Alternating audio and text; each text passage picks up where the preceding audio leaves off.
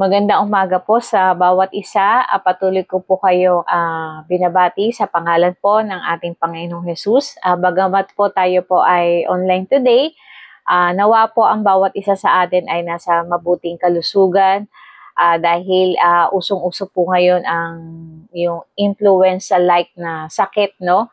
Kaya dalangin ko patuloy na tayo po ay nasa malusog na pangangatawan at hindi rin po tayo inaatake no, ng mga anxiety dahil sa mga balibalita no, na ating patuloy na naririnig sa mga nararanasan po natin na mga natural disaster no, tulad ng mga lindol at yung papasok na typhoon, 'di ba? Kaya at ngayon din po, si Pastora Susan ay nasa Malaysia.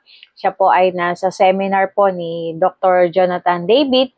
Kaya patuloy po na isama natin siya sa panalangin no, habang tinatanggap niya no, yung patuloy na mensahe mula sa Panginoon. So, last October 13 po, nagpalabas po ng message po si Dr. Jonathan David sa atin para sa Pilipinas. So, babasahin ko po, sabi dito, do not fear, waters of the raging sea, neither the roaring winds and the rain from the sky, neither the flaming fires of the volcanoes. It is not time to fear the earthquakes. Yan, no? Na marami talaga sa atin na hindi maiwasan na matakot, na magkaroon ng anxiety, no? Dahil sa mga araw-araw na paglindol no, sa ating bansa. Pero sa mga natural disaster po na ating na-experience, di ba, yung bagyo, tsunami, lindol, tapos andyan pa yung mga volcano eruption, no, sabi dito, then what are the sign? No? Ano ba itong mga sign na to? It is judgment of God. So sabi dito, no, hindi po to isang judgment o hindi po to parusa ng Diyos no, sa bansang Pilipinas. Sabi dito, it is a call to attention to the leaders of the land, both secular and spiritual. So ito isang pagtapik ng Panginoon sa bawat isa sa atin no, na makuha ng Lord yung attention natin. Diba? Tulad nung nangyari nung pandemic na inalaw ng Lord na magkaroon ng pandemic upang makuha niya talaga yung attention ng tao. At ngayon, nakapokus no, sa ating buong bansa, sa bawat mamamayang Pilipino, na lalo na sa ating mga leaders at sa buong body of Christ na kinukuha ng Lord uli yung ating attention. Sabi dito, it is a call for purification, accountability, and humility. So ito ay isang paalala na patuloy na maging malinis at matuwid no, yung ating pamumuhay. Diba sa mga nangyayaring mga exposure no, sa mga corruption, mga anomalya sa DPWH at sa iba't ibang ahensya ng ating gobyerno at ngayon pati sa agriculture, diba? Makita natin na magkaroon talaga ng person accountable no, sa ating government officials. At hindi lang yung mga nasa ibaba, di ba, yung maging accountable, kundi talaga lahat no, walang exemption. At walang mangyaring no, takipan, di ba? Yung parang meron lang sacrificial lamb, di ba? Na kumbagay magiging, hindi maging accountable yung mga nasa higher ups. So let's continue to pray na magkaroon talaga ng totoong pagpakumbaba. No? Sabi kasi di ba ng 2 Chronicles 7:40, if my people who are called by name will humble themselves, pray and seek my face, then I will hear from heaven and I will forgive their sins and heal their land. Amen? So patuloy natin na ipanalangin sa Panginoon na magkaroon talaga ng totoong pagpapakumbaba ang bawat isa so that no ang Lord patuloy na patawarin no yung kasalanan ng ating bansa at patuloy na talagang i-heal ng Lord yung ating bansang Pilipinas. So sabi pa dito, it is time to return what belongs to the Lord, to God. It's time to put God first and love Him with all our hearts, soul, and strength. So, ano-ano ba yung mga belong sa Panginoon? Diba? Makita natin yan sa Malakay 3:10. 'di ba? Yung our tithes, yung 10% ng ating tinatangkilik. So, pero not only in terms sa money, 'di ba? Oo nga, nagta-tithes ka. Pero wala kang oras sa Panginoon, 'di ba? Binigyan niya tayo ng 24 hours. So, yung 2.4 hours a day. Saan natin inilalaan 'yun? So, our gifts and talents, no? Pinapagamit ba natin 'to sa Panginoon? So, siguro today magkaroon talaga tayo ng personal reflection, 'di ba? Na paano ba natin na inilalagay ang Panginoon, no? Above all else, 'di ba? Siya yung una talaga sa buhay natin. Sabi pa, it is time to be reconciled to those whom we have wronged. So, talaga we never know what will happen tomorrow, 'di ba? O kaya mamaya lang hindi natin alam kung ano yung pwedeng mangyari, 'di ba? Kaya now is the best time na makipag-ayos tayo, no? Kung meron man na dapat ayusin, no, makipag-usap tayo kasi marami ng oras, marami ng mga araw, nasasayang na panahon, 'di ba? Kung meron pa tayong mga bit na dapat nagkaroon na ng closure. Yan. So sabi pa, you will find that unity is strength as you go through various catastrophe together, and among you will find the birth of new nation. So patuloy po tayo na magkaisa, magkaroon talaga ng isang bagong Pilipinas. Let's continue to pray for our leaders, no? Na unahin talaga nila yung kapakanan ng bawat Pilipino at hindi yung mga partidong kinabibilangan nila. So this will be the profile of those emerging from ashes and the rubbles. Sabi, this company of city takers and nation builders will rise. Yan. So last Wednesday din po, Wednesday or Thursday, so nagkaroon po ng night prayer yung body of Christ sa City of Taguig. So yung Kingdom Transformation. So if magkakaroon po talaga ng sa bawat city ng ating bansa, yung ganitong klaseng mga pagtitipon, ganitong klaseng gathering na talagang merong tatayo, no? Para i-advance talaga yung kingdom ng ating Panginoon at patuloy na mabuild, no, yung ating bansa. Magkakaroon talaga ng revival, no, sa buong Pilipinas. So they will be called the restorers of the bridge. So yan, tayo ang mamagitan, no, para sa ating bayan. So they will be able to build whole cities from the rubbles and ashes. Bagamat na marami na mga nasirang mga infrastructures, 'di ba? Mga kabuhayan, maging ang buhay, no, marami na ring nawala, no, makakabangon pa rin po tayo. Sabi, they will be built with quickening anointing in a halftime. So, mas mapapabilis po talaga yung ating pagbangon. The later glory will be greater than the former. Arise, Philippines, all is not lost. There is a brighter future and a better tomorrow. Lift up your eyes, your salvation draws nigh. So, patuloy natin na i-focus, no, yung ating atensyon sa pagliligtas po ng ating Panginoon, no, sa ating bansa, na magkaroon talaga ng revival, mag-rise up po tayo at maging beacon of light po tayo, 'di ba? Na sa ating sphere of influence, magkaroon sila ng hope, yung guidance, no, at yung faith natin sa Panginoon, na lalo na itong mga shaking times. Yan. This will be the best time to share the gospel, yung good news ng Lord, di ba?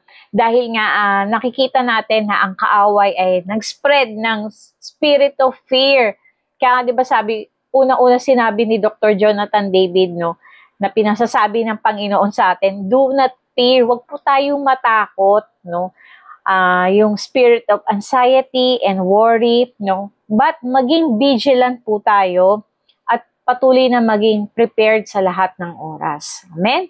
So, ayan po, the Godhead is the pattern of all relationship. So, yan po yung naging mensahe ni Dr. Jonathan David sa Pilipinas, no? At patuloy na ipanalangin po talaga natin na magkaroon ng rebirth, no, yung ating bansa. Amen? So, ngayon, itutuloy ko na po yung topic ni Pastora Susan na hindi niya natapos, no? Last 2 weeks, yung about dun sa spiritual stature in prayer. So, bago po tayo mag-umpisa, tayo po muna ay manalangin.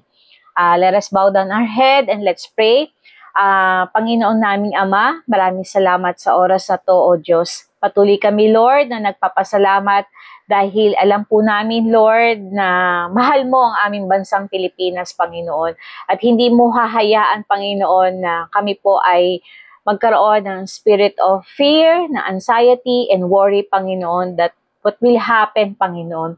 At anuman, Lord, yung nangyayari sa aming bansa, hindi mo to Lord judgment, Panginoon, but ito isang paalala mo, Lord, na patuloy namin ituon ang aming paningin sa iyo, Panginoon, dahil ikaw ang aming Diyos na makapangyarihan sa lahat at ikaw ang aming tanggulan, Panginoon, sa oras, Lord God, na nangangailangan kami. Maraming salamat, Lord, sa pagkilos ng iyong banal na Espiritu, Lord, sa oras na to. Patuloy na ikaw ang mangusap sa bawat isa, Panginoon. Buksan mo, Lord, ang aming mga puso, ang aming isip, Panginoon, ang aming Espiritu, Panginoon, upang tanggapin ang salita mo na ibibigay sa umagang ito. Maraming salamat sa iyo na binabalik ang lahat ng kapurihan, lahat ng pasasalamat sa pangalan ni Jesus. Amen. So, dito po tayo mag-umpisa yung spiritual stature. Ito po yung nagbibigay sa atin ng right standing sa panalangin. So, ito po yung teaching pa rin po kasi ni Dr. Jonathan David about sa prevailing prayer and kingdom mandate. So, yung spiritual stature na nagbibigay sa atin ng confidence na para makapag-petition tayo sa Lord. No? So, yung ating stature, ibinigay po sa atin ng Diyos ito tuwing tayo po ay nagiging obedient, no? Sa pag-yield sa kanyang kalooban. So, dahil nga nakita ng Lord na tayo ay trustworthy steward na i-represent natin siya, paano ba natin malaman na tayo po ay may stature na kay Lord, no? Tanungin po natin yung ating sarili. Trustworthy steward na ba ako o hindi? So, parang may idea po tayo na kung meron na ba tayong stature, no, sa harapan ng Panginoon. So, pag masagot po natin na tayo po ay trustworthy steward na, so definitely, no, tayo po ay may stature na sa harapan niya. Kaya kapag tayo humarap sa Diyos, no, humarap sa Panginoon, at meron tayong ipanalangin, no, ipapahintulot po ito ng Panginoon dahil alam ng Lord na yung gagawin lamang natin kung ano yung pinapagawa niya. No? Alam ni Lord na hindi mo ipapahiya yung kanyang pangalan. So, kaya pag meron tayong ipanalangin, no, ito po ay ipapahintulot niya. So, katulad natin, di ba mga magulang, kapag ang anak natin ay obedient at meron silang hiningi at alam naman natin hindi sila mapapahamak, di ba? Inaalaw natin to. Pero kapag yung anak natin may hiningi at alam natin na ikapapahamak niya yon, di ba? Hindi natin to binibigay. Yan. So, kaya mahalaga po na patuloy na magkaroon po talaga tayo ng spiritual stature, no, sa harapan ng Panginoon. Tinalakay nga ni Pastore yung 5. So, yung una is yung right standing before God, right standing with ourselves, right standing before devil, right standing before people, right standing in every situation. So, yung dalawa po, yun yung ating tatalakayin. So, yung pang-anim, sabi dito, right standing before authorities. Yan. So, our spiritual position of stature is established when we learn to stand mightily before authorities and know, no, dapat alam natin we represent a higher kingdom. Yan. Gaano ba tayo ka-confident o humarap sa mga tao, diba, sa mga in authority? Yan. Nahiya ba tayo kapag na-assign tayo mag-pray? Diba, sa trabaho nyo or sa school? Yan. Kasi diba, sino ba yung mga people in authorities? Kung sa school, yan yung mga teacher nyo. Basta someone in control. Diba, mga boss, yan. Parents, sa ating gobyerno, yung ating mga government officials, yan. So, tandaan natin na what we represent is higher, no? Kasi sabi nga, ito yung physical realm at ito po yung spiritual realm. So, mas higher po yung represent natin. So, sabi po ng Gawa 16, verses 22 to 24, basahin ko po sa Tagalog ang salita ng Diyos. Sama-samang tumindig ang karamihan laban sa kanila. Hinapak ng mga hukom ang kanilang mga damit, kanilang inuutos na sila ay paluin ng mga pamalong kahoy, nang masugatan na nila sila ng marami, inihagis nila sila sa bilangguan. Inutos sa punong bantay ng bilangguan na bantayan silang mabuti. Nang tanggapin nito ang gayong utos, inihagis nila sila sa kaloob-looban ng bilangguan. Inilagay ang kanilang mga paa sa mga pamiit na napakasakit.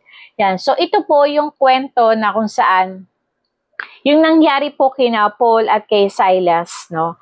Sa isang missionary ministry nila sa Macedonia. So meron silang background lang po So meron po silang nasalubong na isang dalagitang babae na sinasaniban ng masamang espiritu. At kapag sinaniban siya ng masamang espiritu, nagkakaroon siya ng kakayanan manghula, no? Nagkakaroon siya ng prediction, yan. So prediction po, iba po ang prediction sa prophecy.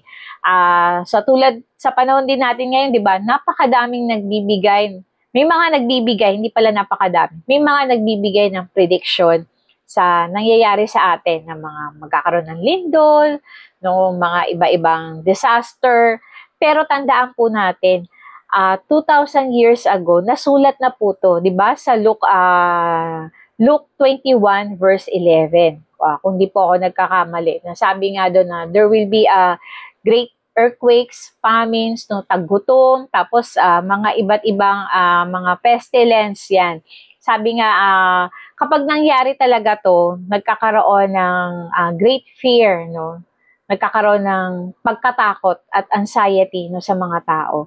Pero hindi po to sign na judgment ng Panginoon. But patuloy po tayo maging vigilant, no, at maging prepare, no, sa darating na panahon. Yan.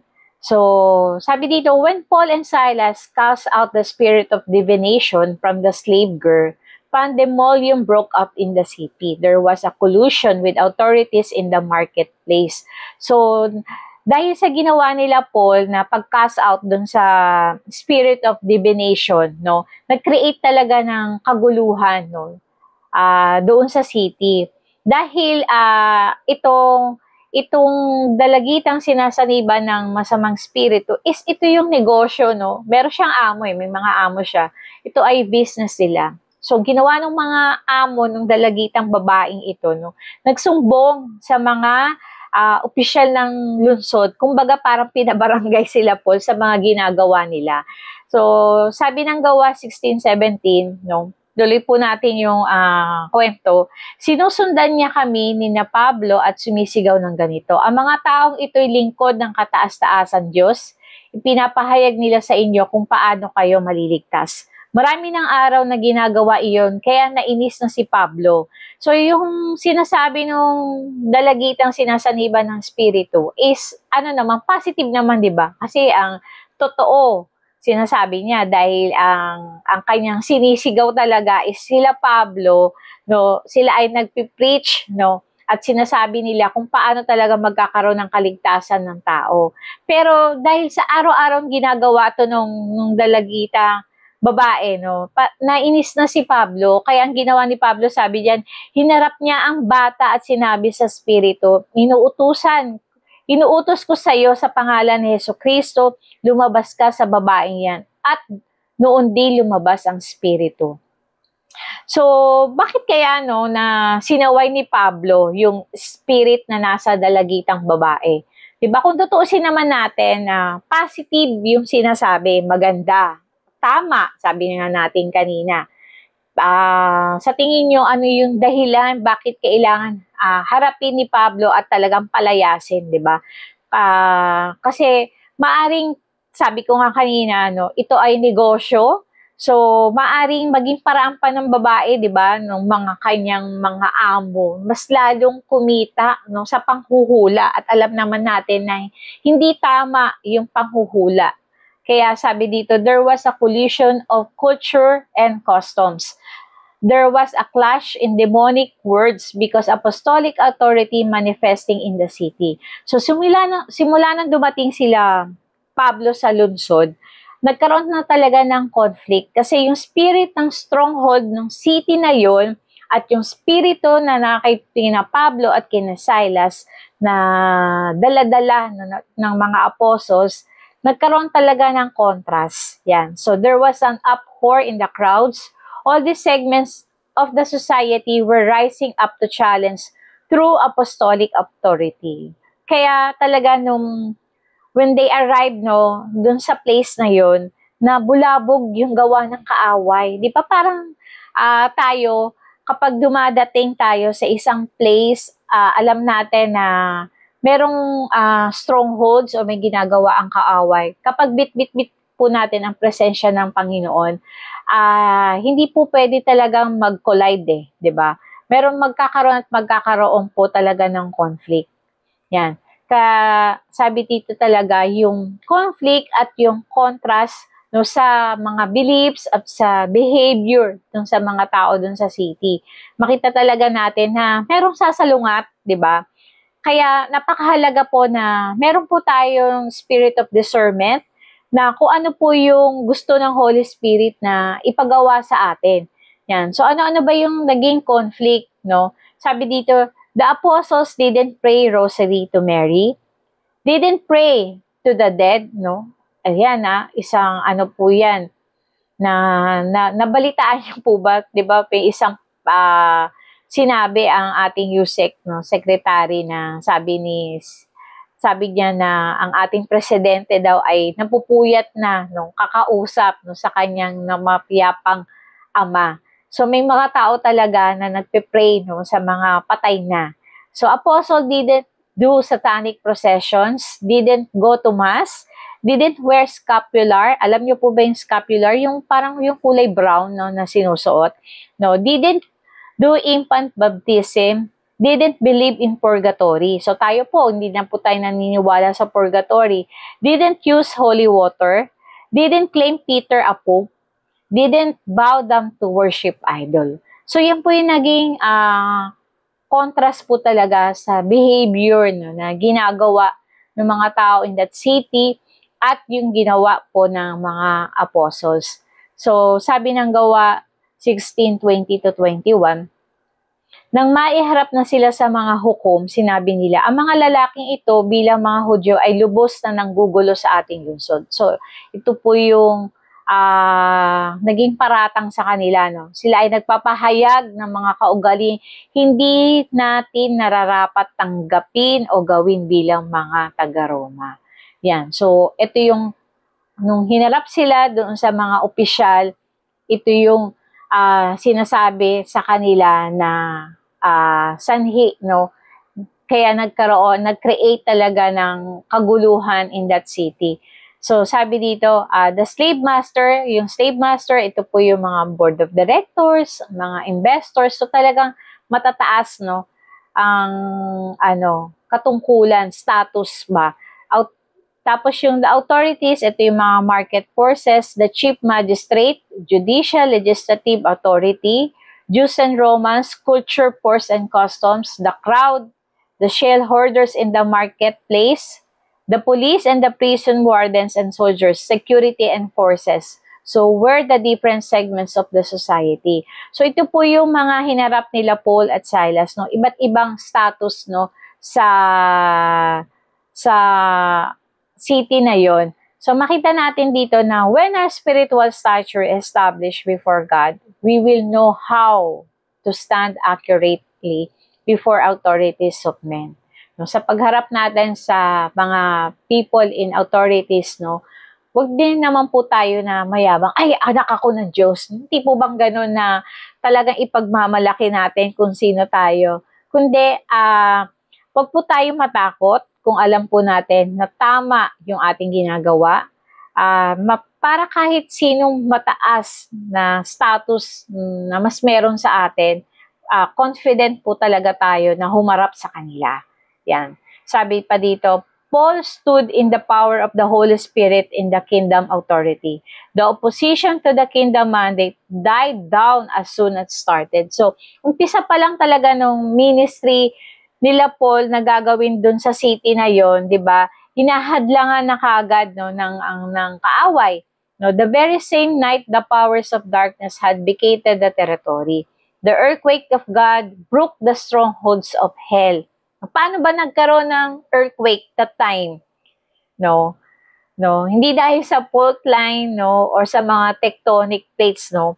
Pero yung sa kwento na to, makita natin kung bakit nagkaroon ng earthquake, no, at talagang nabuksan yung mga selda nila Paul is dahil nung gabing nasa bilangguan po sila, no, ang ginawa po nila is nag-worship. Yan.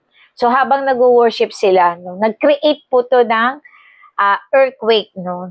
Sira nga yung pinto ng mga selda. So, akala pa nga, di ba, nung jail guard, doon na nakatakas sila. At magpapakamatay na nga yung jail guard, pero sinabi ni Paul na andun sila lahat, no? At walang tumakas. Makita natin dito na nangyari pa, di ba, na-sharean ni Paul yung jail guard at nagkaroon ng kaligtasan siya at yung kanyang pamilya. Kaya, pakiramdam ba natin ngayon at para tayong nakakulong? Nakakulong sa problema, nakakulong sa sakit, no, nakakulong sa hindi magandang emosyon or kaisipan, no, yung feeling mong para kang prisoner, yan. So, sa ginawa ni Paul, makita natin na mag-worship tayo, no? Patuloy tayong magpuri sa Panginoon hanggang yung chain ay mabroken. Amen? So, isang maganda po na dapat nating gawin na huwag nating kalimutan na laging magpuri sa Panginoon, magpasalamat sa Panginoon. So, at nangyari nga po, nung kinabukasan, no, yung mga officials, no, sabi nila na palayain na sila Paul at si Silas, pero imbis na umalis agad sila Paul, ang ginawa nila, no, dinipensahan nila yung kanilang sarili. Dahil alam nila na wala silang ginawang masama at yung ginawa sa kanilang pagpaparusa, yung ginawa sa kanilang pagkulog, ay walang naganap na paglilitis. At dahil walang naganap na paglilitis, iyon po ay hindi sang-ayon, no? Lalo na kung sila ay Roman citizens. Kaya ang nangyari pa, yung mga official na yun ay humingi ng paumanhin kina Paul sa ginawa nila. So kung alam natin talaga na yung nasa tama tayo, 'di ba? Kahit sino yung ating kaharap, may pagtatanggol po natin yung ating mga sarili. Yan. Pero kung alam naman natin na meron tayong pagkakamali, no? At tayo po ay kinumpront, yan. Huwag po tayo magmalaki, kundi humingi po tayo ng pasensya, humingi po tayo ng tawad, 'di ba? Sabi nga dito, we need to know who we are in Christ, no? Wala na bang agam-agam sa ating sarili kung sino tayo sa harapan ng Diyos? Solve na ba tayo na who we are in Christ so that we can represent Him well and without fear of men? So, isang halimbawa po dyan ay si Moises, di ba? Dahil Moises sent to meet Pharaoh to demand that Pharaoh sent God's people free. No, buti hindi sinabi ni Moses, Lord, ba't ako? No? Diba? O si Cloud Moises, minsan, sabi ba niya, ma, ba't ako? Yan. Pero alaman na naman natin na meron din namang mga excuses si Moises, but dinilyo ng Lord bago talaga siya isent. Yan. Kaya kapag haharap talaga tayo sa mga tao, lalo na sa mga people in high places, people in authorities, napaka-importante po na meron tayong appointment letter na alam natin that we are sent. Yan. Dahil yan po yung panghahawakan natin eh. Yung word na yun na sinasabing ikaw yung magiging authorized person, napakahalaga po no na panghahawakan natin na tayo po ay sinugo, di ba? Sabi nga dito, who am I in Christ? The only way to know who you are in Christ is finding out straight from God's Word. No? Para daw malaman mo ang tanging paraan kung sino ka sa harapan ng Diyos, kung sino ka kay Kristo, sabi niyan, malalaman mo yan, no? Straight from God's Word. No? Sa salita ng Panginoon, doon mo malalaman kung sino ka. Kung ano ang sinasabi ng salita ng Diyos na sino ka. Yun ang paniniwalaan mo. 'Diba? Who am I in Christ? No? 2 Corinthians 5:17, you are new creation. 'Diba? 1 John 1:12, you are a child of God. Ephesians 1:4, you are holy and blameless. No? 1 Corinthians 12:27, you are a member of His body.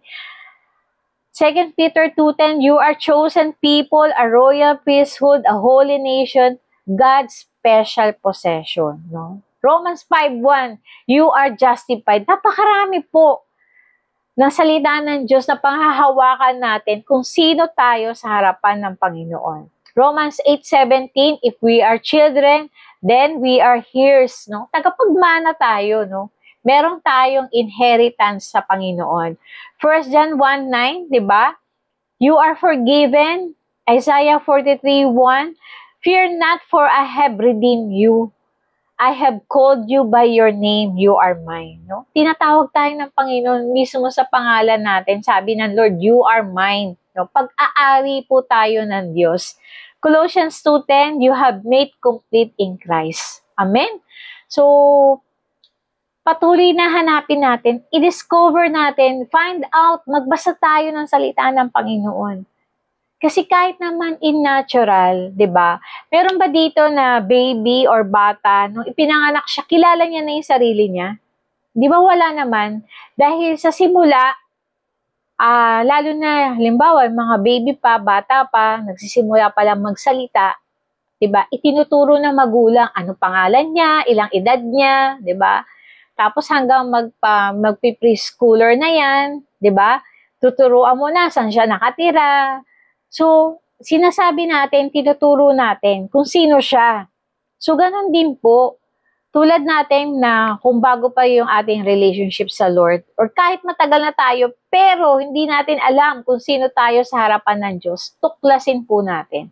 Pag-aralan po natin, sino ba ako sa harapan ng Diyos? Diba? Kung kailangan po natin ng tulong na ating mga leaders, no?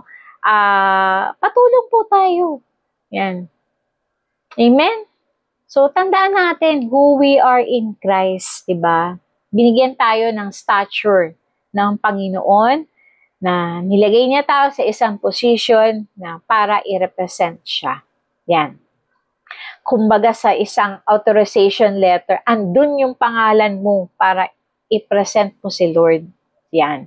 Sabi ng Deuteronomy 34:10-12, but since then there has not arisen in Israel a prophet like Moses, whom the Lord knew face to face in all the signs and wonder which the Lord sent him to do in the land of Egypt. Yan. Di ba? Kaya sabi ko kanina, napakahalaga na dapat tayo po ay sinesent, dapat tayo po ay merong go signal, di ba?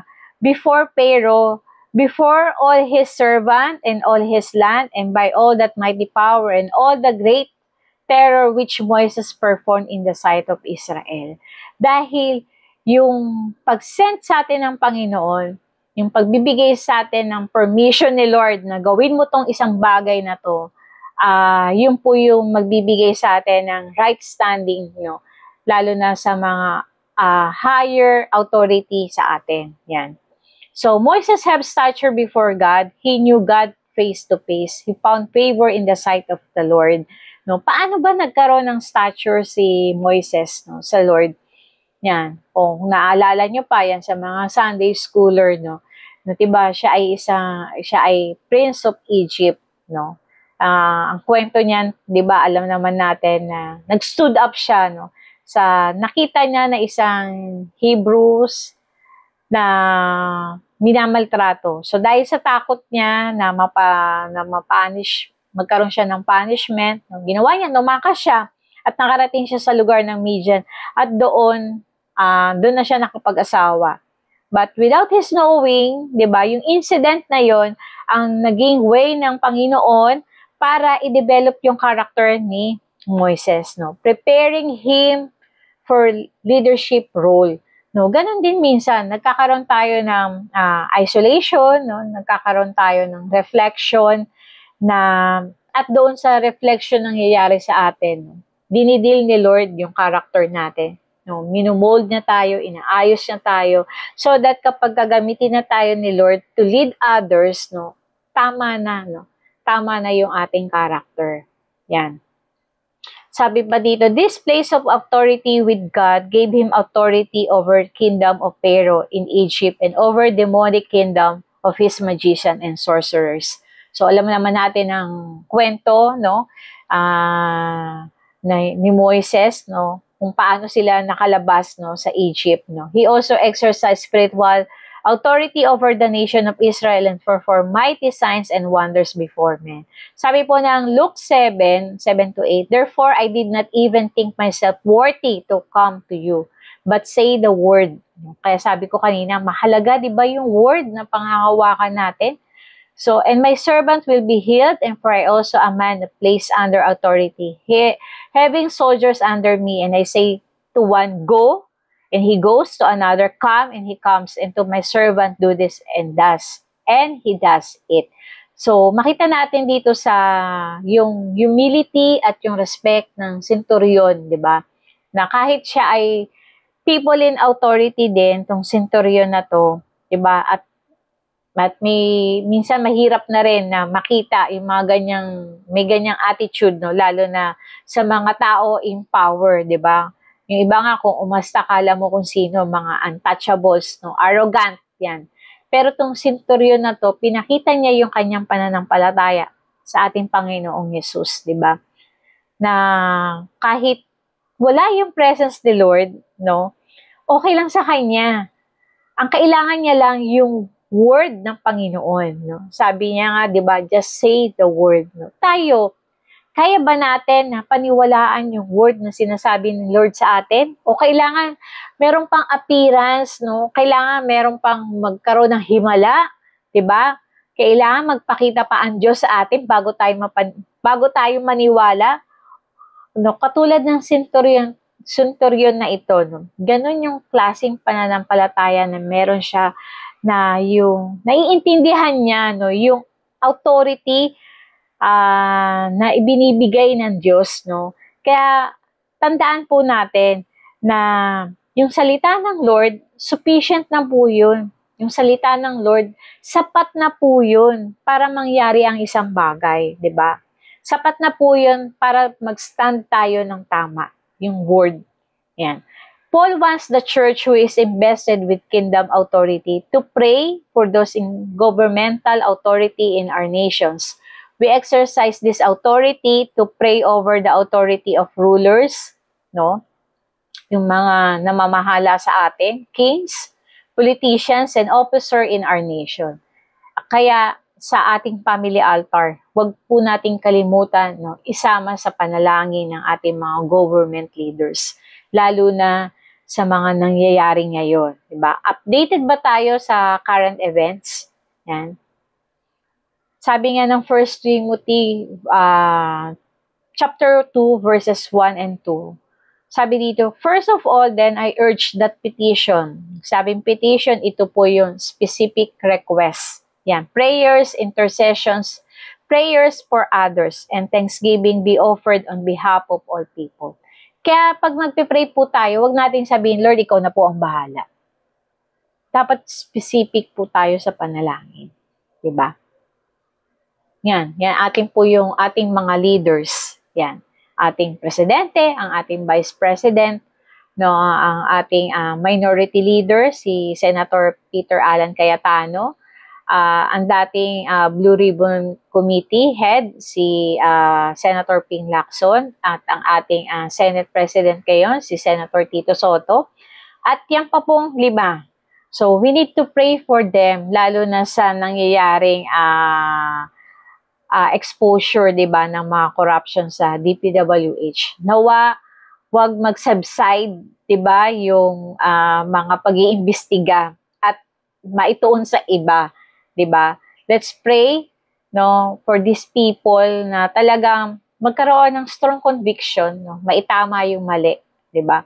Now, sabi ko nga kanina, huwag magkaroon ng takipan, kundi ma-expose talaga kung sino yung dapat magkaroon ng accountability, no, sa maling paggastos ng ating pera ng ating gobyerno. Yan, let's pray talaga na yung spirit of greed, 'di ba? Makita natin yung greed, no, talagang wala talagang parang sky's the limit, 'di ba? Sobrang pagnanakaw. So let's pray talaga, let's pray para sa ating bansa na magkaroon ng maging specific yung ating panalangin sa ating government. Let's pray for wisdom and guidance, no? I-pray natin na talagang bigyan sila ng Lord ng godly wisdom, 'di ba? Na para magkaroon sila ng to make sound decision. Mahirap po yung mga decision making. Kaya kaya kailangan talaga na manggaling sa Panginoon yung wisdom. No, pray for righteousness, no. I-ask natin ng Lord na bigyan sila ng Lord ng heart na mag-judge, no, justly. Lalo na ngayon na meron tayong bagong ombudsman. Let's pray for him, 'di ba? For godliness, no, pag-pray natin na talaga yung moral ng ating mga leaders, no, patuloy na umangat uli, lalo na sa kanilang mga action, sa kanilang mga ginagawa ng mga policy din, 'di ba? Let's pray for unity. Yan. Hindi man maganda yung relationship ng ating president at ng ating vice president, let's pray na magkaroon talaga ng reconciliation, magkaroon ng unity, no, para sa kabe-benefit ng bawat mamamayang Pilipino. Amen? So, let's pray for them. Specifically, yung mga yan. So, we must know that authority we carry is of a higher order than the natural order. So, the kingdom authority is sovereign, no? Yung authority na meron ng Panginoon is talagang sovereign, kataas-taasan. Wala nang hihigit pa. And establish who He is. He is the Lord of all the nation and His authority is supreme over all. Yan, sabi nga dyan, no? Sa picture na yan, no? Are we subjected and submitted to His authority? No? Or, kahit na tinanggap na natin ang Panginoong Jesus, di ba? Pero, tayo pa rin yung nakaupo dun sa driver's seat, di ba? Kasama natin si Lord, pero wala siyang control, no? Tayo yung may control. Kasama natin si Lord, pero wala siyang power over us. 'Di ba? Kaya patuloy na i-allow natin si Lord na siya na talaga yung maghari sa ating buhay, 'di ba? Ibigay natin yung control sa Panginoon. Yan. So sabi ng Revelation 10:7, but in the days of the sounding of the seventh angel, when he is about to sound, the mystery of God would be finished and as He declared to His servant and the prophets. So, ito yung pangitain po ni John na darating yung araw na hihipan po ng seventh angel yung trumpet at yung mga bagay na mystery ay i-reveal na. 'Di ba? At ngayon nakikita na natin na progressive po talaga yung revelation ng plan at ng purpose ng Lord. At sabi ng Revelation 11:15, seventh trumpet the kingdom proclaimed. Then the seventh angel sounded, and there was loud voices in heaven saying, the kingdoms of this world have become the kingdoms of our Lord and of His Jesus and His Christ, and He shall reign forever and ever. So, ito po yung anticipated coming of our Lord, no? Na if gusto natin dumating na ang Panginoon, dalhin po natin yung salita niya sa different kingdoms, no? Na kung nasaan po tayo. Kung ikaw po ay nasa business, no, dalhin mo ang paghahari ng Diyos sa business. Kung ikaw po ay nasa education, ikaw ay nasa government, nasa entertainment. So, sa lahat po na kung saan nandun tayo, dalhin po natin ang paghahari ng Panginoon. 'Di ba? Kasi nga, yun yung command niya sa atin, go and make disciples of all nations. 'Di ba?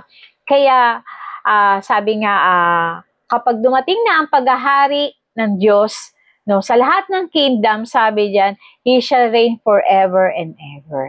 Yan. Sabi ng Daniel 2:34-35, habang pinagmamasdan ninyo ito, may batong natipak sa bundok na bumagsak sa mga paa ng ribulto at nadurog ang mga paa. Pagkatapos, nadurog din ang lahat ng bakal, putik, tanso, pilak at ginto. Naging parang ipa ito na tinangay ng hangin at wala nang naiwan kahit bakas. Samantala, ang natipak na batong bumagsak dito ay naging isang napakalaking bundok na pumuno sa buong daigdig. So, ito po yung kwento na kung saan si Haring Nebuchadnezzar ay na-stress no, sa kanyang panaginip, no, sa kakaisip ng kanyang napaginipan, hindi na siya makatulog. Diba parang tayo minsan hindi tayo makatulog, no? Maraming gumugulo sa ating isip. So ito po yung naranasan ni Haring Nebuchadnezzar. So ginawa ng hari, pinatawag niya yung lahat ng kanyang mga magician, yung mga salamangkero niya, enkantador, mangkukulam. So lahat ng pwedeng mag-interpret ng kanyang panaginip. Pero ang challenge po dito, ayaw sabihin ng hari kung ano yung panaginip niya. No? So kaya ang nangyari dahil wala pong makapag-interpret ng panaginip ng hari dahil nga ayaw niyang sabihin. So ang ginawa niya, gumawa siya ng isang ordinance, no? Lahat sila ay paparusahan no, ng kamatayan. At si Daniel ay kasama nila, pero that time wala pa si Daniel. Wala siya doon no, nung nangyari yun. No? So, ginawa, no, pati si Daniel kasamang ipapatay. Kaya ang ginawa ni Daniel, tinanong niya bakit. So, yun. So, ang nangyari po ay humarap siya sa hari. Tapos, sinabi ng hari na meron siyang panaginip. No? Pero, sabi nga ni Daniel, ipapanalangin niya sa Panginoon kung ano yung sinasabi ng Lord dun sa panaginip niya. So, nung bumalik siya at humarap siya dun sa hari, no, sinabi niya eksakto kung ano yung panaginip ng hari at in-explain niya ano ang ibig sabihin nito. So, Daniel's stature made him to stand even to the highest authority. Diba?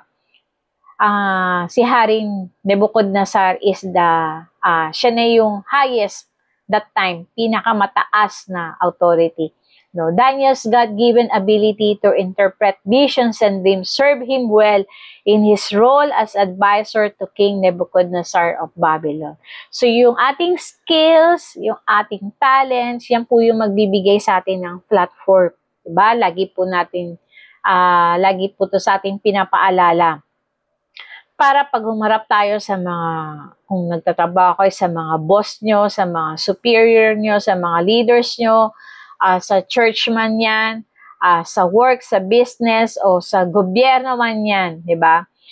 Meron po tayong platform kasi yung skills mo, yung talents mo ay gagamitin ng Panginoon. Yan. Sabi ng Daniel 2:24, 44, sa panahon ng mga haring yun, ang Diyos sa kalangitan ay magtatatag ng isang kahariang hindi maibabagsak kailanman, ni masasakop ninuman. Dudurugin nito ang ganap na wawasakin ng iba pang kaharian at mananatili ito magpakailanman. Kaya't hindi na makakabangot ang mga iyon kahit kailanman. So ito yung panaginip ni Nebuchadnezzar na sinabi ni Daniel na bagamat si Haring Nebuchadnezzar ang pinakadakilang hari no, sa kanyang panahon, binigyan siya ng Diyos ng isang panaginip upang ipakita na ang mga na merong kaharian na mas dakila sa kanyang kaharian. So darating yung araw na kung saan yung mga kaharian dito sa lupa, 'di ba? Masisira, pero yung kaharian ng Diyos ay mananatili, no? Sabi nga yung kingdom of God is everlasting and indestructible. Hindi nasisira, no, ang paghahari ng Diyos, ang kaharian ng Diyos. Why? Dahil ang kaharian ng Diyos are not made by human hands, no. Hindi ito magko-collapse, no. Kahit anong shaking, kahit anong intensity, hindi magko-collapse, no, ang kaharian ng Diyos. No, this prophecy for the coming of the kingdom ay itatayo ng Panginoon, ay ito po yung tinutukoy din sa Revelation 19 verse 15. So, kaya nagkaroon ng conclusion si King Nebuchadnezzar na yung Diyos ni Daniel ay supreme talaga, makapangyarihan. So, God will show to the people on authorities how He honor His servant by showing them His plan and purpose, no? Tulad ng ginawa ng Lord kay Daniel, no? Nireveal niya, no, o ano ang nais ng Lord na ipagawa niya, no. Sa pang-pito po, yung right standing in suffering, makita naman po natin yan sa 2 Corinthians 4:7 to 11. Sabi dito, but we have this precious treasure. O, ano daw yung precious treasure natin? The good news about salvation. In unworthy earthless vessels of human piety, so that the grandeur and the surpassing greatness of the power will shown to be from God, His sufficiency and not ourselves. So yung kaligtasan na tinanggap po natin mula sa Diyos ay may ituturing po natin itong isang napakahalagang kayamanan. Akala natin pera lang, di ba? Ang sukatan ng kayamanan. Pero malinaw po yung sinasabi ng verse na to, no? Na ang ating tinanggap na kaligtasan ay may tuturing natin na napakahalagang kayamanan. No? Sabi dito, makita natin na yung greatness, no, ng kapangyarihan ng Diyos, no, makikita rin, no, sa panahon ng ating kahinaan, sa panahon ng ating mga pinagdadaanan. Why? 'Di ba kasi sabi ni Paul na para tayo daw isang clay na lalagyan, 'di ba? Fragile kumbaga. Yan, na kapag ang isang bagay ay fragile at nilagyan mo to ng pressure, 'di ba madaling masira. Yan. Kaya tong verse na to, sinasabi ng Panginoon na yung kapangyarihan niya nagmamanifest during our weakness, no? Para bang 'di ba, sino yung madalas na may Shopee dito? Yan. 'Di ba? Yung mga natin binibili laging naka-bubble wrap. Kasi syempre, kapag yan in-out na ng seller at dinala sa mga JNT, yan, sa mga nag-deliver, hindi nila alam kung paano yan hinahandle. Baka, di ba dati may lumabas pang ang video, parang hinahagis-hagis lang. So parang ganun, no? Tayo po ay fragile at si Lord yung bubble wrap natin. Yan. Na yung grace ni Lord, yun yung bubble wrap natin. Yung protection ni Lord, yun yung nagiging bubble wrap talaga natin. No? Ito yung nagsisecure sa atin, yung bubble wrap na yun. Na makita natin na kahit po tayo ay maraming pagsubok, maraming pressure na dumadating, 'di ba? Andun yung pag-iingat ng Panginoon, 'di ba? Sabi ng 2 Corinthians 8 to 11, we are pressure in every way, hence it, but not crush. Yes, 'di ba? Kabi-kabila ang paghihirap, kabi-kabila ang problema, no? Minsan nga meron ako nakausap, parang hindi pa natatapos yung pagsubok, meron na naman daw kasunod, 'di ba? Pero sabi diyan, no, hindi tayo madadaig, but not crush, no? Perplexed, unsure of finding way out, but not driven to despair, no? Na bagamat feeling natin parang wala ng pag-asa, wala ng way out, 'di ba? Pero hindi tayo nawawalan ng pag-asa. Hunted down and persecuted but not deserted to stand alone. Struck down but never destroyed. Diba? May mga pagkakataon, marami mga persecution or words against you, inaatake ka. Diba? Pero sabi ng Lord, hindi ka nag-iisa. You are not deserted. Yan. Hindi tayo iiwan ng Panginoon, 'di ba? Kaya nga sabi ng Lord, I am with you, no. Minsan bumabagsak, yes, may mga failures, 'di ba? May mga downfall, pero hindi tayo nananatili doon, hindi tayo nalulugmok. Laging may way ang Lord kung paano tayo itatayo muli. Laging may way ang Lord para maka-escape tayo doon, 'di ba? May way ang Lord para magkaroon tayo ng breakthrough. May way ang Panginoon para mapagtagumpayan natin yung mga paghihirap natin. May way ang Lord lagi, no, para gumaling ka. Kung meron tayong karamdaman sa oras na to, laging may way ang Panginoon, 'di ba? Para mag-provide sa atin, 'di ba? Minsan unexpected na blessing, no? Laging may ginagawa ang paraan ang Panginoon. Minsan hindi natin nakikita, pero yung hindi natin nakikita, hindi po yun assurance, no, na walang ginagawa si Lord. Why? Kasi sabi ng verse 7, always carrying around in the body the dying of Jesus, so that the resurrection life of Jesus also be shown in our body. Yan. Dahil dala-dala natin no, yung kamatayan ng ating Panginoong Hesus. No? Dala-dala natin yung muling pagkabuhay ng Panginoong Hesus. No? Yung po yun magbibigay po sa atin ng assurance na sa dami ng sufferings na pwedeng ibato sa atin, no, we are protected, no, by His blood. Amen? So sabi pa ng 2 Corinthians 4:7-11 din, sa Amplified Version, For we who live are constantly experiencing the threat of being handed over to death for Jesus' sake, so that the resurrection life of Jesus also may be evidence in our mortal body, which is subject to death. So yung endurance po natin, no, yung katatagan natin sa mga sufferings, ito po ay nagpapatunay na kumikilos ang Lord sa buhay natin, di ba? Amen?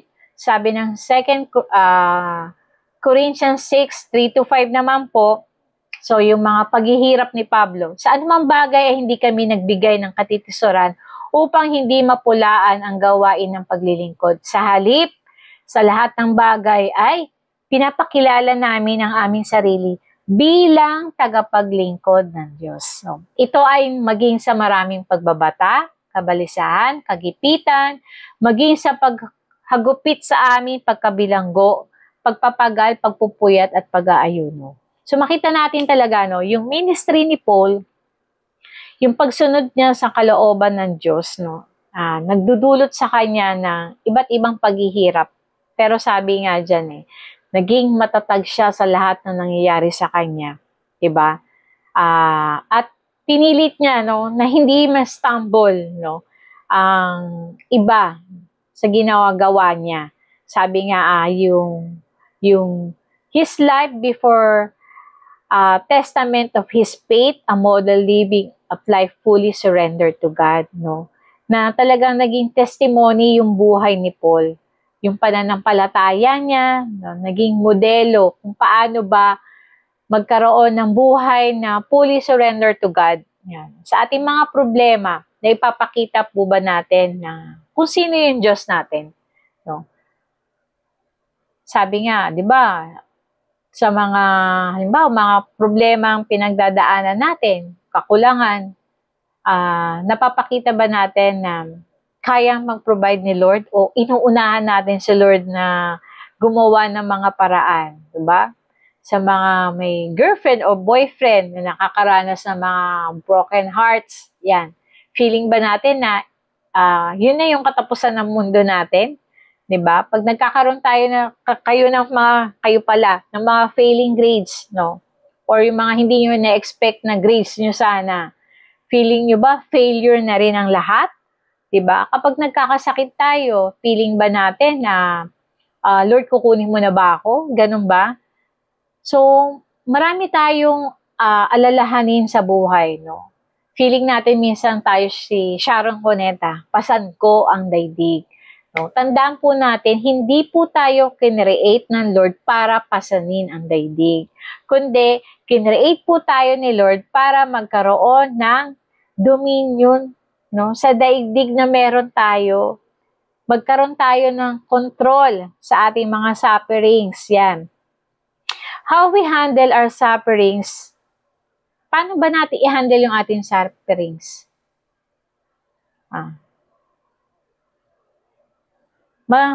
Maganda po na kapag meron po tayong sufferings, we hand it to God.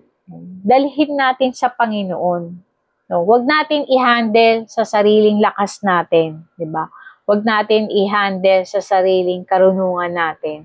No, kasi po limited po tayo. Tandaan po natin, limited po tayo. Kapag may problema, hand it to God. Lord, sa'yo to. Ganun dapat ang ating maging attitude. No?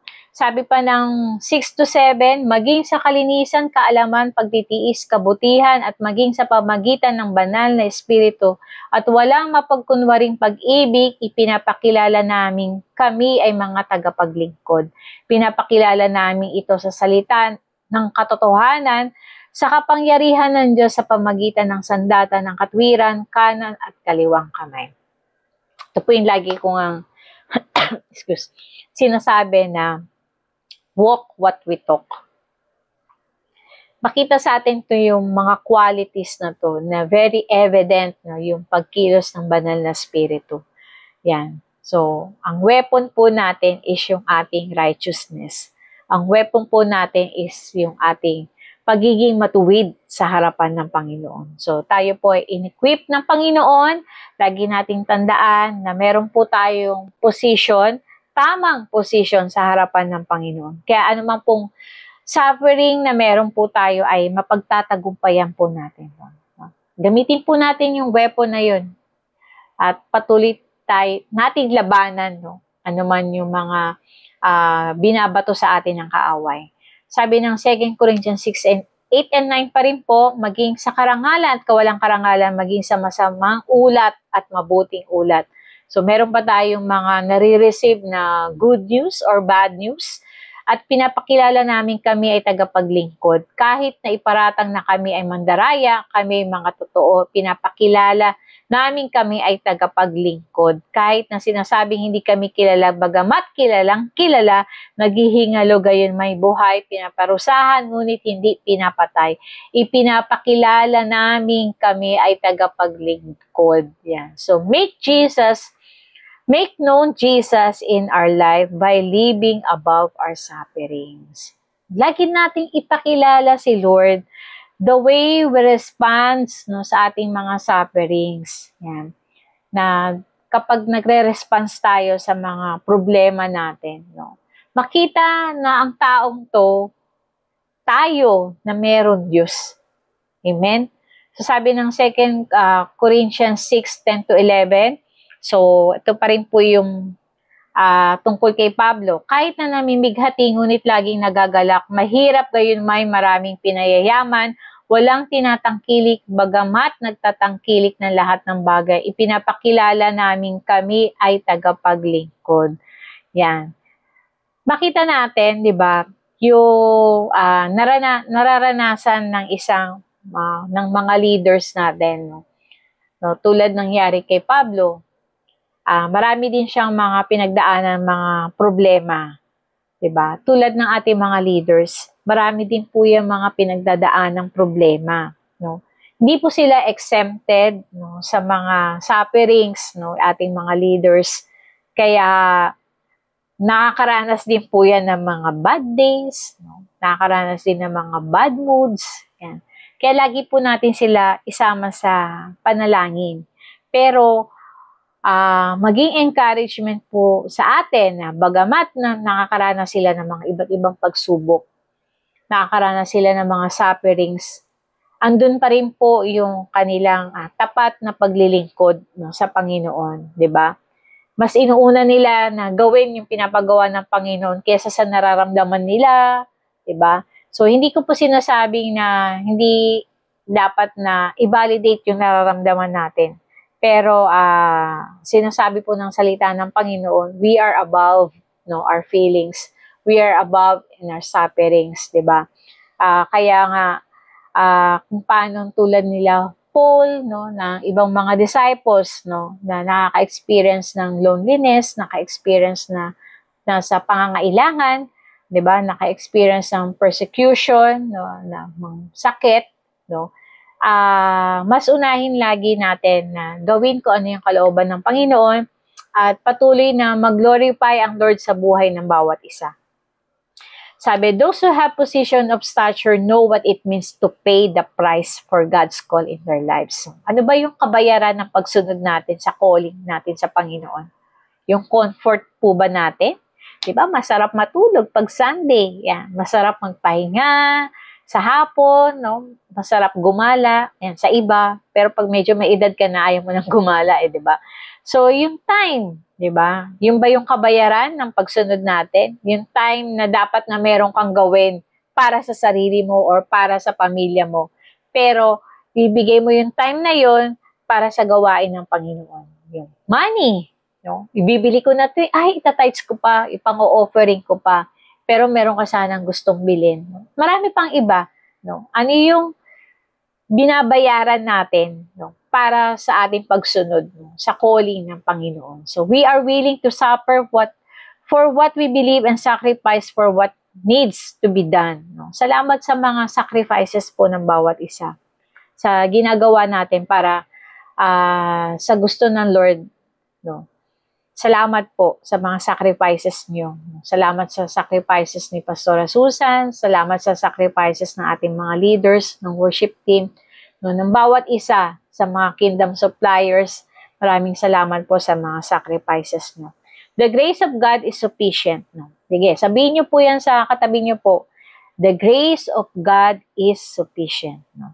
Lalo na po sa times ng suffering and trials. No? Yung biyaya ng Diyos ay sapat. So sabi diyan sapat. Kaya walang konting biyaya at walang sobrang biyaya. Dahil sabi, ang biyaya ng Diyos ay sapat. Amen? So, yun po yung panghawakan natin. Paul would not compromise the truth or the ministry, the life of Christ in him. Despite and in spite of the sufferings and persecution, he would not allow anything to stop him from finishing course. No? Nawa, ganito rin po tayo. Huwag natin hayaan na makompromise yung truth na meron tayo sa kabila ng mga naranasan natin. Sometimes the devil will throw many things that will make us stumble and fall in order not to do what God commissioned us. Diba? Talaga ang kaaway is hahadlangan po tayo. So, diba, may mga pagkakataong gusto natin umaten, pero bigla may magigihinter sa'yo na gawin yun. Lagi po natin tandaan, every time we want to advance the kingdom of God, Satan will also advance his kingdom in you. Amen? So, tuwing gagawin natin yung makapag-advance tayo sa paghahari ng Diyos, si Satan, ginagawa din niya na makapag-advance sa atin. Yan. So, nasa atin po kung ano yung i-allow natin.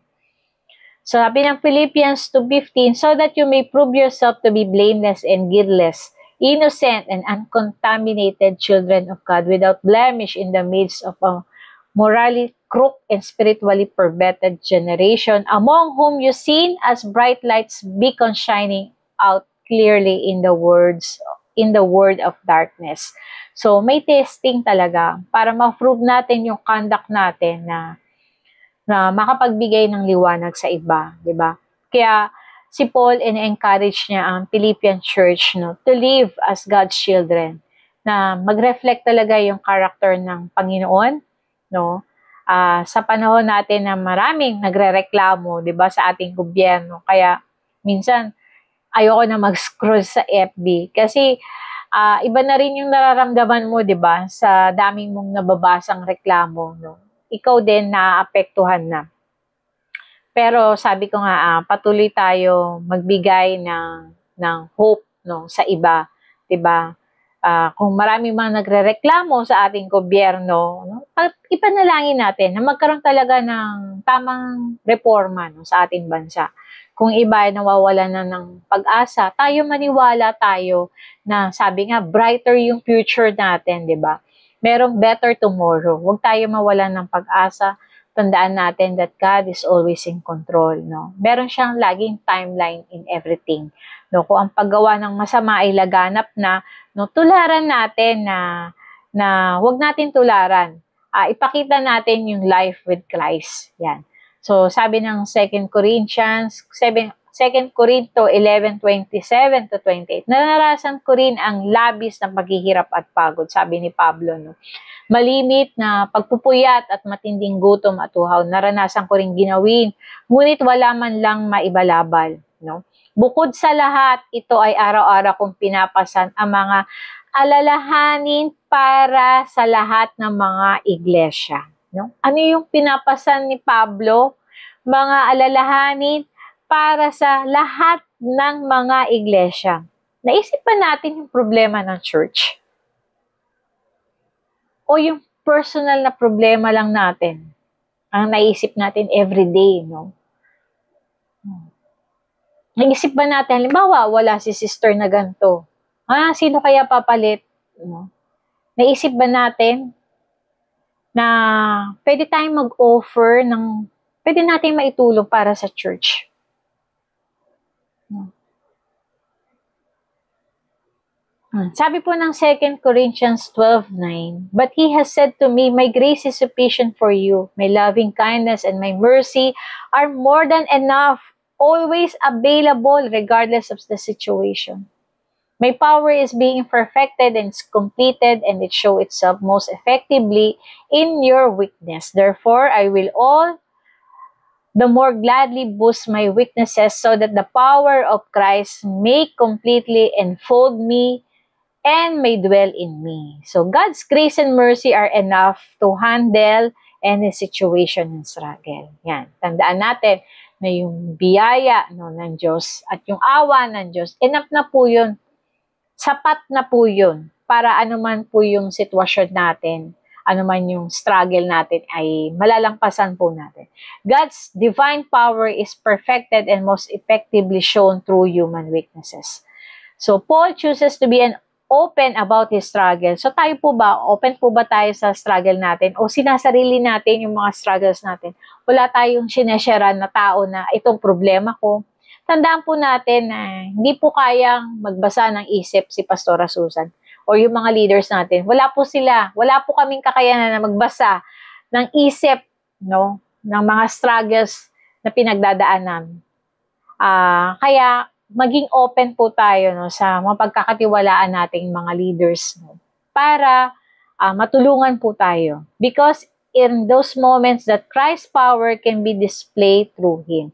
Yan. Sabi ng unang Pedro 2:12, mamuhay kayo ng maayos sa gitna ng mga hintil upang hindi na paratangan nila kayo ng masama. Makikita nila ang inyong mabubuting gawa at magpupuri sila sa Diyos sa araw ng kanyang pagdating.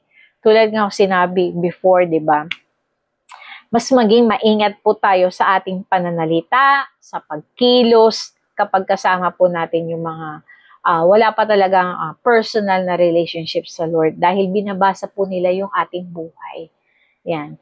Sa unang Pedro 2:20-23, may pagmamalaki ba ang nagtiis ng parusa kung ito ay dahil sa paggawa ng masama? Hindi, kung nagtiis kayo sa hirap sa kabila ng paggawa ninyo ng mabuti, pagpapalain kayo ng Diyos. Ang pagtitiis ng hirap ay bahagi ng pagkatawag sa inyo ng Diyos, sapagkat nang si Kristo ay nagtiis para sa inyo, nag-iwan siya sa inyo ng halimbawa na dapat niyong lubos na tuluran. So, kasama po talaga, no, sa journey natin yung mga sufferings. Yan.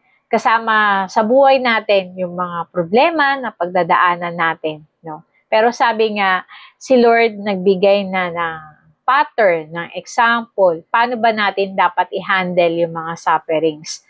Yan, hindi siya gumawa ng anumang kasalanan o kasinungalingan kailanman.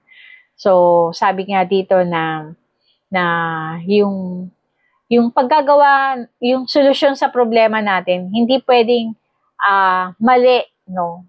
Yung ating magiging solution din, no? Nang siya'y insultihin, hindi siya gumanti ng insulto. Nang siya'y pahirapan, hindi siya nagbanta. Sa halip, pinaubayan niya ang lahat sa Diyos na makatarungan kung humatol. So, paano ba tayo mag-response, no? Lalo na kapag ginagawan tayo ng mali. Di ba sabi nga ng Bible, daigin natin ng mabuti ang masama. Kaya wag tayo mag-seek ng vengeance. Instead, na i-demonstrate po natin yung ginawang pagbabago ng Lord sa buhay natin. So, when facing undeserved mistreatment, believers are called to endure patiently, refrain from retaliation, and trust God for righteousness judgment, just as Jesus did. No? Wala po kasing credit yung paggawa ng masama eh. Diba? Ang pinaka-credit, ang pinaka-nangyayari kapag gumawa po tayo ng masama ay may consequences na dapat tayong harapin. Diba? Pero sabi nga ng binasa natin kanina, na yung paggawa naman natin ng mabuti, no, merong pagpapala po ang Panginoon. No, sa paggawa natin ng mabuti, no, i-bless tayo ng Panginoon. So, a representative of God. So, makita po natin yan sa 1 Peter 4:7. Yung verse 7 na lang po yung babasahin ko. Sabi niya, malapit na ang katapusan ng mundo, kaya pigilan ninyo ang inyong sarili para hindi kayo makagawa ng masama at nang wala maging hadlang sa inyong panalangin. Paano ba natin mapipigilan yung sarili natin na wag makagawa ng masama? Una, isipin natin, 'di ba? Kapag gumagawa po tayo ng masama, parang naglalagay po tayo ng wall. Kasi yung sin, nagki-create po to ng separation natin sa Panginoon eh. Diba? Sabi nga ng 1 Peter 3:12, ang mga mata ng Panginoon sa matuwid na katuon, sa kanilang daing, ngunit sa masasama ay tumatalikod siya. So kung gagawa po tayo ng masama, no, hindi po tayo kayang tignan ng Diyos, no. Hindi dahil sa hindi niya tayo nakikita, pero yung kasalanan po na ginagawa natin, yung po yung magiging hadlang, no, sa ating panalangin. Kasi sabi nga na Isaiah 59:1 and 2, hindi siya bingi upang hindi marinig ang ating mga hinaing. Ang inyong mga masasamang gawa ang dahilan sa pagkawalay niyo sa Diyos, no. Kaya mag-stay away na po tayo sa ating mga weakness, no. Kasi dun sa ating mga weakness, minsan tinetest natin yung sarili natin, kaya ba natin ma-overcome yung weakness natin sa sin na yun, no? Mas nilalapit natin yung sarili natin, no? Sabi ko nga, kung alam natin na kahinaan na natin yon, wag na tayong lumapit dun. Lumayo na tayo kung alam natin hindi pa natin kaya. Yan, sa mga kasalanan na pwedeng magdulot sa atin ng pagkakasala sa Panginoon, no? Stay away, lumayo tayo. Sabi ng Galatians 1:15-16, ngunit dahil sa kagandahan loob ng Diyos, pinili niya ako bago pa ako ipanganak at tinawag upang maglingkod sa Kanya. Nang minabuti niyang ihayag sa akin ang kanyang anak upang maipangaral ko siya sa mga hintil, hindi ako sumangguni sa sino mang tao. So itong verse na to na in-emphasize talaga ni Paul yung plano ng Panginoon para sa kanya, ay bago pa siya ipanganak, no? Ito yung foreknowledge ng Panginoon. Paul's calling was an act of God's grace not enough through his own merit. The purpose of God's revelation was for Paul to preach the gospel to the non-Jewish people. So his immediate response was an act in his divine calling without seeking approval of human beings, no. Kilalang kilala po tayo ng Panginoon, no. Walang aksidente sa Panginoon.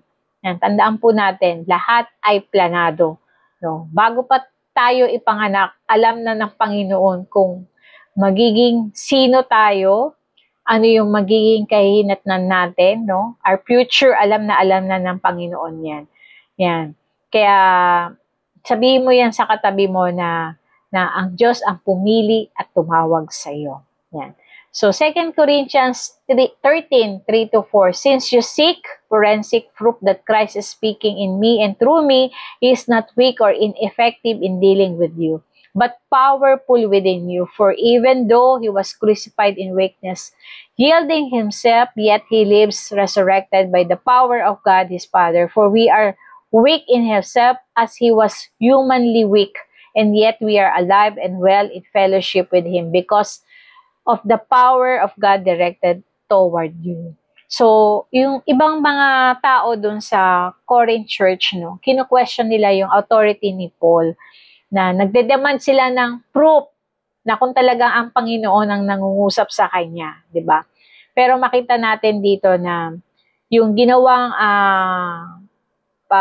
crucifixion, no, sa ating Panginoong Jesus, na sa paningin ng tao, na sa ating human perspective, na yung cross is nagre-represent ng weakness and humiliation. But sinabi ni Paul sa kanila na hindi ito sign ng weakness, kundi ito yung pag-yield ng Panginoong Jesus sa kalooban ng kanyang Ama. At yung kanyang resurrection, yun yung pagpapakita ng kapangyarihan ng Panginoon. So talaga, ang mga tao, they will seek yung mga bunga natin, no? Maghahanap sila ng ebidensya na, Kristiyano na talaga ba yan? Na-transform na ba talaga yan? So maghahanap sila ng bunga kung na-born again ka na ba? No? Kaya tayo patuloy na ipamuhay natin, no? Yung life na binago ng Panginoong Jesus. Amen? So sabi ng 2 Corinthians 13:5-6, test and evaluate yourself to see whether you are in faith and living your lives as committed believers. Examine yourself, not me. So yan wag po natin tignan yung buhay ng iba. Wag po natin tignan yung buhay ng ating mga leaders, no? Kundi sabi diyan, test and evaluate yourselves, or do not recognize this about yourself by ongoing experience, that Jesus Christ is in you unless indeed you fail the test and are rejected as counterfeit. But I hope you will acknowledge that you do not fail and test, nor are we to be rejected. So bago po tayo mag-criticize sa iba, magkaroon po tayo ng self-examination. Yung honest na evaluation yan, sa sarili natin. No? Paano ba natin matetest kung nasa tamang alignment ba tayo kay Lord? Diba? Siyempre, kailangan talaga natin ng banal na spirito. Diba? Parang ganito po yan sa mga nagda-drive, diba? Isa sa mga sign or signals na nawawala ka sa linya mo, 'di ba? Merong bubusina sa likod mo kasi medyo lumalabas ka na sa line mo. Meron diyan iilawan ka, 'di ba? Or kung high-tech yung sasakyan mo, may magsasalita diyan, may magbo-voice over diyan habang nagda-drive ka, no? Kaya mahalaga na habang tayo nagmamaneho, 'di ba? Ang ginagawa natin is tinitignan natin yung sarili natin kung nasa tamang posisyon tayo, 'di ba? Titingin tayo sa mga side mirror natin, sa rear mirror natin, o sa harapan natin, kung nasa tamang line tayo. Tayo yung gumagawa nun. Nagsi-self-check tayo. Ganun din, sa moment na nawawala tayo sa alignment natin sa will ng Panginoon, no, kinukuha niya yung attention natin, di ba? Andiyan ang Holy Spirit na kinukonvict tayo, may magsasalita sa atin, di ba? Dahil nga, kapag tayo nagpatuloy na mawala sa alignment o mawala sa will ng Lord, no, maaring may danger po. No? Kaya, patuloy na magkaroon po tayo ng honest evaluation sa sarili po natin. No? Nasaan na ba ako? No? Kumusta kaya yung aking spiritual life? No? Ginagawa ko pa ba kalooban ng Panginoon? So, tayo po yung makakasagot niyan. Yung commitment ko ba sa Kanya ay okay pa? No? Yeah. So, sabi na yung 2 Corinthians 13, 7-8, "But I pray to God that you may do nothing wrong, not so that we and our teaching may appear to be approved, but you may continue doing what is right, even though we, by comparison, may seem to be failed. But we can do nothing against truth, but only for the truth and the gospel, the good news of salvation." So, ito po ay call for self-examination, asking if one is truly Christian. If truly a Christian, then a call to become complete, be on one mind, and live in peace. No? Dahil nga, kapag tayo po ay nakakaranas ng suffering, ito po din ay nagbibigay sa atin ng self-realization, di ba?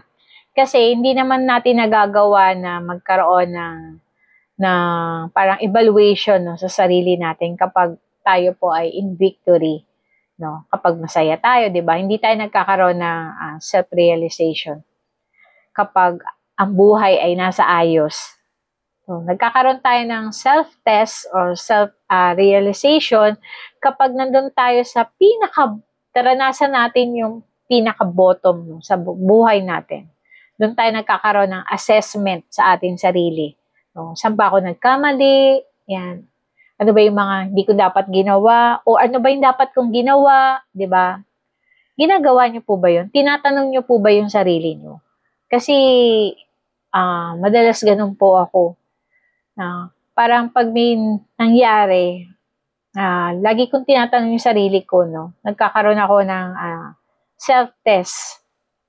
Saan ako nagkamali? Dahil, honestly po, ayoko yung nauulit yung pagkakamali ko. Parang gusto ko, alam kong nagkamali ako, tama na yun, isang pagkakamali lang. Ayoko yung paulit-ulit ako nagkakamali sa isang bagay.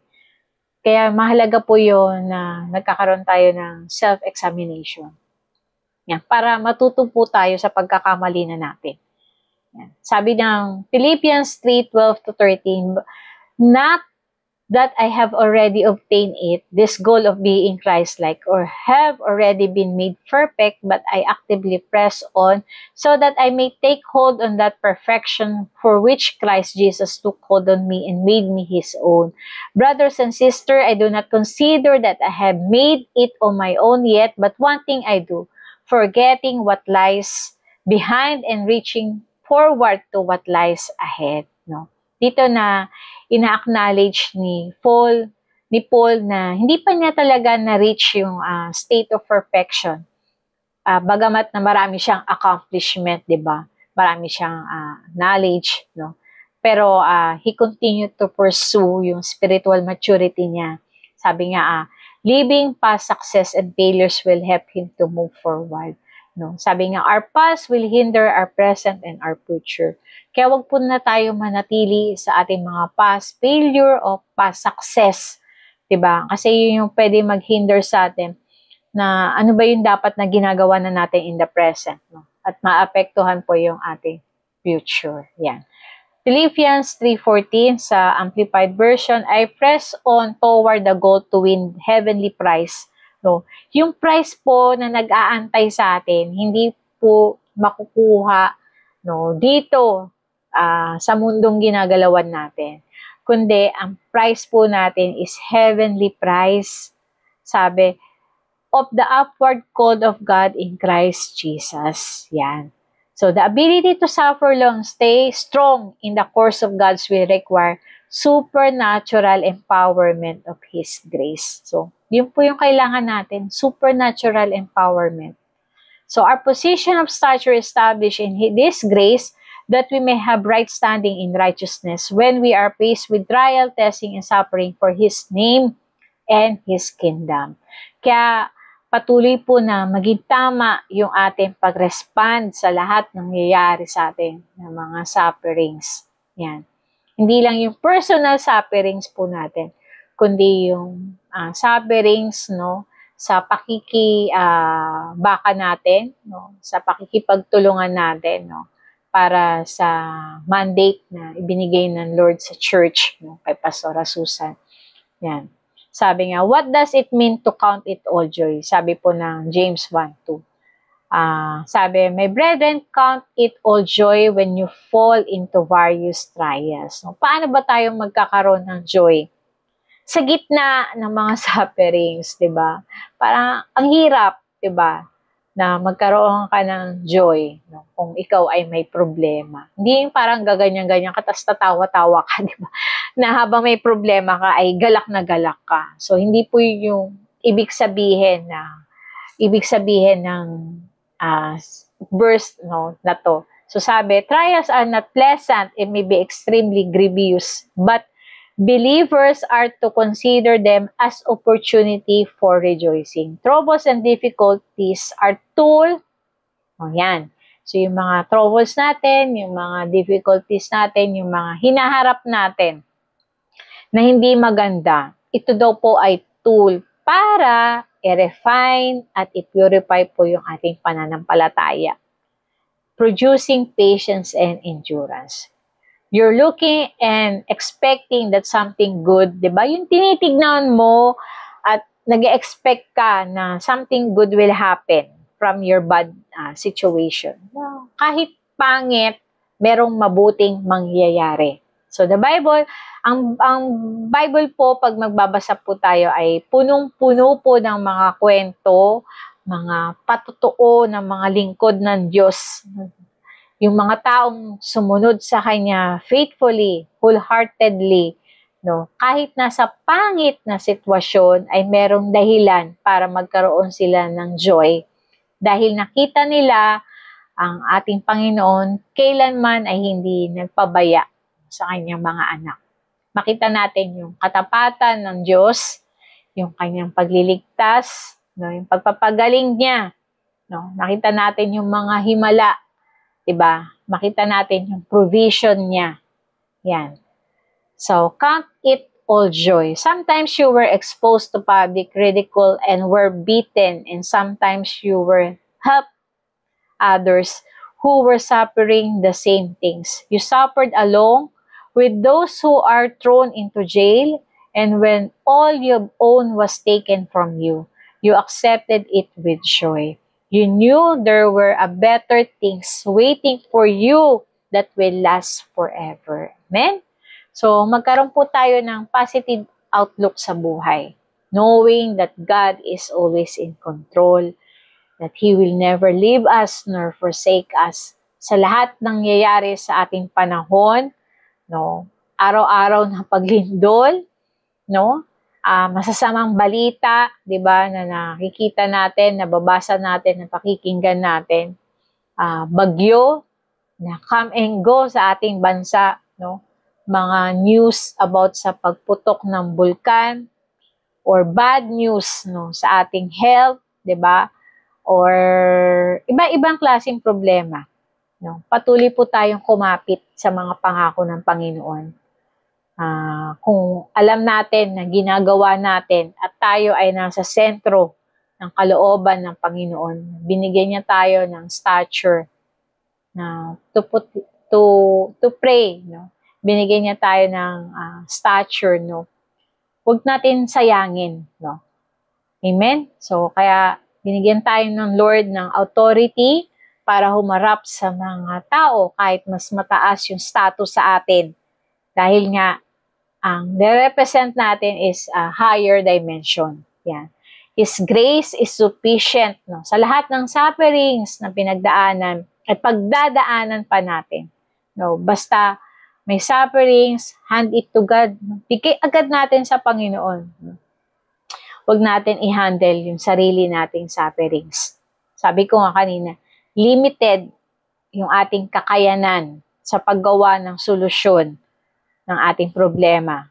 Kaya ibigay natin sa Lord, dahil sabi nga, in our weakness, di ba, nahahayag yung kapangyarihan ng Diyos. No? At kapag nahayag yung kapangyarihan ng Diyos, no, patuloy siyang nag-glorify. Amen? So, maraming salamat po sa bawat isa sa inyo sa pakikinig. Pasensya na po na ito po ay napahaba. No? Pinilit natin na matapos na yung spiritual stature in prayer para next week po, iba na po yung magiging topic natin. Nawa patuloy natin pagbulay-bulayan, no, yung mga nakuha natin today, na we have a right standing, no, in authorities, no, we have right standing in sufferings. Amen. So patuloy din po natin na ibigay sa Panginoon what belongs to God, di ba? Sabi nga ni Dr. Jonathan David, it's a call, no. Ito ay pagtapik sa atin ng Panginoon na huwag natin kalimutan yung para sa Panginoon at patuloy natin ito na ibigay, ilagak sa Kanya. Amen? So, let us bow down our head. Let us pray. Heavenly Father, maraming salamat sa mga salita mo na tinanggap namin today. Salamat, Lord, na binigyan mo kami ng stature na pwede kaming manalangin, pwede kaming mag-petition sa iyong harapan, Panginoon. Salamat, Lord, dahil yung tinanggap namin na stature, Panginoon, is higher, Panginoon, sa anuman meron ang nasa mundong ito, Panginoon. Salamat sa bawat isa, Lord God, na tinanggap ang iyong salita. Tulungan mo kami, Lord, na isa pamuhay to, O God. Anuman din, Lord, na nakikita mo, Lord, na sufferings namin, panghahawakan namin, Lord, ang mga salita mo na hindi mo kami iiwan. Ano man, Lord, yung kalagayan namin, ano man yung sitwasyon namin, kami, Lord, man ay may sakit, kami man, Lord, ay may pangangailangan, kami man, Lord, ay maraming takot o pag-aalala, Panginoon. Alam mo ang lahat ng bagay at naniniwala kami, Panginoon, na Ikaw ang may kontrol ng lahat ng ito, Lord, even sa mga natural disaster na nararanasan po ng aming bansa. Salamat, Lord, sa pagbibigay mo, Lord, ng bagong Pilipinas, Panginoon. Isang malayang bansa, Panginoon, sa mga korupsyon, isang malayang bansa, Panginoon, na kung saan patuloy na may enjoy ng bawat mamamayan, Panginoon. Lahat ng blessing, Panginoon, na narapat sa bawat isa, O God. Pagpalain mo, Lord, ang iyong mga anak na patuloy din na ibabalik, Lord, what belongs to you, Panginoon. Pagpalain mo ang kanilang mga business, pagpalain mo, Lord, ang kanilang mga trabaho, Panginoon, ang bawat ginagawa ng kanilang mga kamay, Lord, continue to bless them, Panginoon. Salamat sa bawat isa, patuloy na ingatan mo po kami, at salamat sa kapayapaan na nagmumula sa iyo, Panginoon. Let your protection, Panginoon, always be with us. At salamat sa mga anghel, Lord, na kasama namin lagi saan man kami pumunta. Ingatan mo din, Lord, si Pastora Susan, Lord, sa lugar ng Malaysia, na makauwi siya, Lord, sa aming bansa, Lord God, ng safe, Panginoon. Thank you so much, Lord, and this is our prayer in Jesus' name. Amen. Maraming salamat po sa bawat isa. Patuloy din po na reminder no sa December 7 po ang magiging ating anniversary. So gaganapin po to sa Max po, diyan po sa tabi ng malapit sa Princeton. So mag-prepare po tayo na 500 pesos more or less para sa magiging ating contribution. So, yun lang po. Patuloy po na maging nasa maayos na kalagayan po ang bawat isa. God bless us po.